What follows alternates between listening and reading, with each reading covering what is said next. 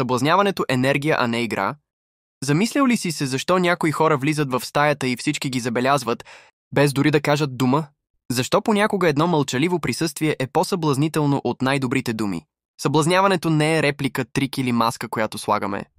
То е енергия, това, което изпращаме с поглед, с присъствието си, с тишината между думите.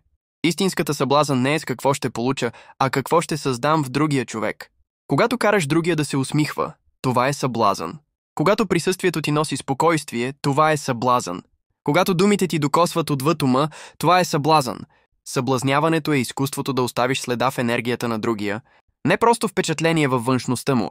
В днешния свят много хора бъркат съблазняването с външен вид, заучени реплики, желание да ми спечелиш някого, но това е само повърхността. Истинската съблазън е вътрешна хармония плюс енергия, която естествено се излъчва, когато обичаш себе си. Знаеш стойността си, не гониш внимание, а го създаваш чрез присъствие. Затова съблазняването е част от личностното развитие, то започва от връзката с себе си. Въпроси към теб. Кога за последно се почувства съблазнен не от думи или външност, а от енергията на някого?